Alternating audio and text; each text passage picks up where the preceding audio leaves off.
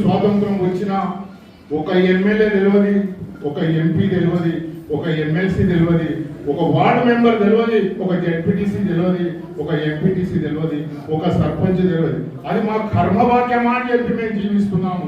కాబట్టి ప్రభుత్వం వారు తక్షణమే 10% ఎస్సీ ఎస్టీకి రిజర్వేషన్ కల్పించి రాజ్యాంగ పరంగా కూడా మాకు హక్కులు కల్పిస్తే మేము కూడా ఎంపీలం అవుతాం, ఎమ్మెల్యేలం అవుతాం, ఎమ్మెల్సీలం అవుతాం. మా ఆశ నెరవేర్చదని చెప్పి నేను తెలియజేస్తున్నాను. మేము ఒక ఓట్ బ్యాంక్ ప్రభుత్వం దృష్టిలో సంచార జాతుల వారు డిఎన్టీ కులాల్లో 51 కులాల వారు ఓట్ బ్యాంక్ మిషన్ల లెక్కనే మమ్మల్ని వాడుకుంటున్నారు. కాబట్టి అయ్యా మేము కూడా మా కోరికలు అంటూ మాకు ఉంటాయి. మేము కూడా అసెంబ్లీలో ఎంపీలను అడుగు పెట్టాలనే ఆకాంక్షలు కోరికలు మాకు కూడా ఉన్నాయి. కాబట్టి ఎస్సీ ఎస్టీ మాదిరిగా మాకు కూడా ప్రత్యేకమైన రిజర్వేషన్లు కల్పించాలని విజ్ఞప్తి చేస్తున్నాము. రెండవది ఏంటంటే మేము సంచార జీవనం చేయిస్తుంటాము. అంటే సంచార జీవనానికి మాది ఏంటి అర్థం అంటే ఈ రాష్ట్రం నుంచి ఇంకో రాష్ట్రానికి పొట్టగుడ్డి కోసం వెళ్ళి బ్రతికే జీవులం మేము. మాకు స్థిర నివాసాలు అంటూ ఎక్కడా ఉండేవి. మేము ఈ మధ్య కాలంలో మేము స్థిర నివాసాలు ఏర్పరచుకొని మాకు కూడు గుడ్డ నీడ ఉండాలనే ఆలోచనలతో మేము సంఘాలు ఏర్పాటు చేసుకొని ప్రతి కుటుంబాలు ప్రతి సంఘాలు అభివృద్ధి చేసుకుంటూ వస్తున్నాము.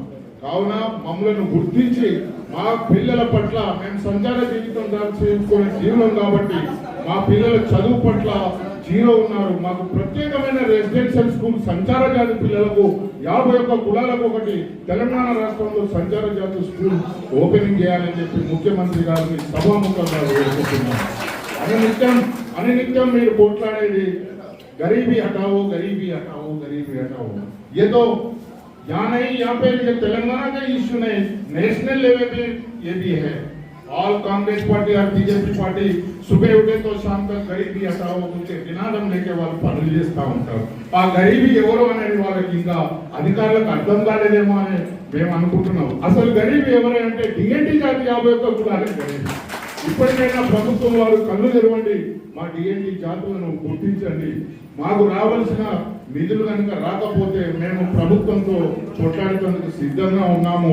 మాకు రేకాడితే కానీ డొక్కాడని జీవనం మేము మమ్మల్ని కనుక గుర్తించకపోతే రాబోయే కాలంలో ప్రభుత్వంతో కొట్లాడేందుకు సిద్ధంగా ఉన్నామని చెప్పి తెలియజేస్తున్నాం. ఉన్నటువంటి వీరభద్రయ్య కులము ఈ మధ్య కాలంలో జీవో నెంబర్ 10 ప్రకారం డిఎన్టీలో చేర్చడం అయినది.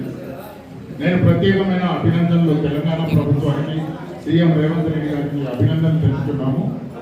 అట్లాగే డిఎన్టీని మా కులం 51 కులాలు సంచార జాతి వారిని చేర్పించి జీవో నెంబర్ 10 అమలు చేసినందుకు అభినందనలు తెలుపుకుంటూ ఆ డిఎన్టీ నేషనల్ లెవెల్లో ఒక కమిషన్ బోర్డు ఏర్పాటు చేయాలి.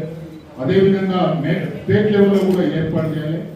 ఎస్సీ ఎస్టీ లాగా అణగారిన కులాలకు నిజంగా సంచార జాతి కులాలంటే కూడు గుడ్డ నీడ లేని కులాలు మాయి. ఈ 51 కులాలకు మాకు ప్రత్యేకమైన 10% రిజర్వేషన్ నేషనల్ లెవెల్లో ఎస్టాబ్లిష్ చేయాలి.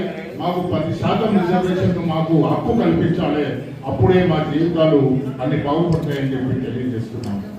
వీరభద్రయ్య కులం వారు సంచార జాతిలోని వీరభద్రయ్య కులం వారు ఊరుగా తిరుగుతూ జీవనం సాగిస్తూ ఉంటారు. పొట్ట కోటి కోసం తెల్లవారితే కష్టపడితే రొక్కాడితే కానీ డొక్కాడని జీవులు మా వీరభద్రులు. ప్రత్యేకమైన తెలంగాణ గవర్నమెంట్ కు మా ముందు నుంచే అవినిత్యం మంత్రులు మినిస్టర్